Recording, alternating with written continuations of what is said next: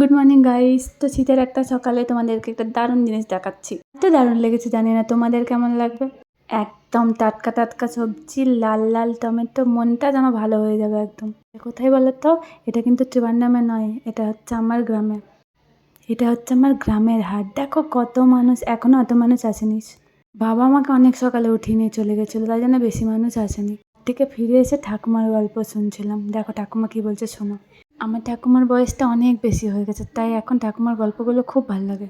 তোমাদেরকে সব গল্পগুলো শোনালাম না, একটুখানি শোনালাম। দেখো কি সুন্দর, কি মিষ্টি করে বলছে আমার ঠাকুমা। চলে আসার পরে ঠাকুমার এই কথাগুলোই মনে পড়ে। এখন এই ভিডিওটা আমি এডিট করছি ত্রিবান্ডামে বসে, তাও আবার ডিউটি টাইমে।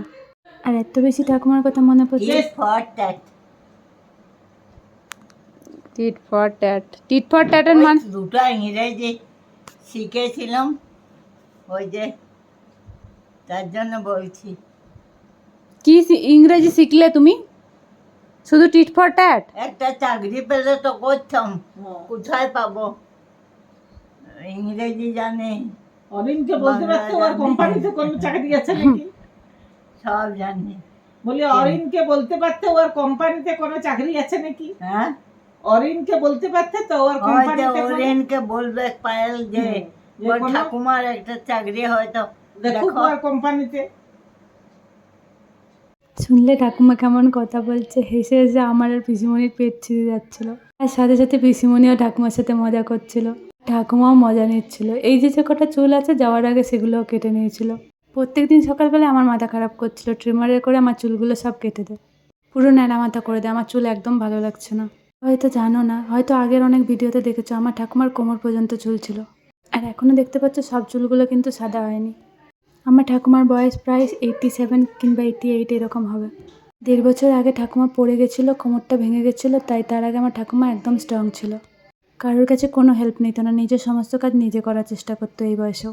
এখন বেশি হাঁটাচলা করতে পারে না, ওয়াকার ধরে নিজে বাথরুমটুকু শুধু যেতে পারে। আর বিছানাতে পড়ে যাওয়ার পরেই যেন বেশি করে অসুস্থ হয়ে গেল, বেশি করে বুড়ি হয়ে গেল। আগে পর্যন্ত প্রত্যেকদিন সকালবেলা চান করে মাথার চুলগুলো খুলে একটা সাদা ধপধপে শাড়ি পরতো। এখন আর ঠাকুমার কিছুই ভালো লাগে না, এখন শুধু একটা নাইটি পরে। চুলগুলো সবসময় বলে ছোট ছোট করে কেটে দিতে, এবারে তো বললো ন্যাড়া মাথা করে দে।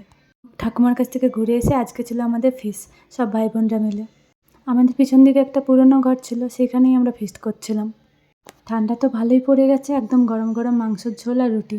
অন্য সবসময় তো দেখি কাঠের উনুনে করে, এবার জানি না কি হলো এদের, গ্যাসে করছে, গ্যাসটাকে তুলে এনেছে। আমার বড়দা করছিল রান্না, আর হেল্পার ছিল অনেকগুলো, সবাইকে পাশে পাশে বসে আছে, দেখাবো তোমাদের।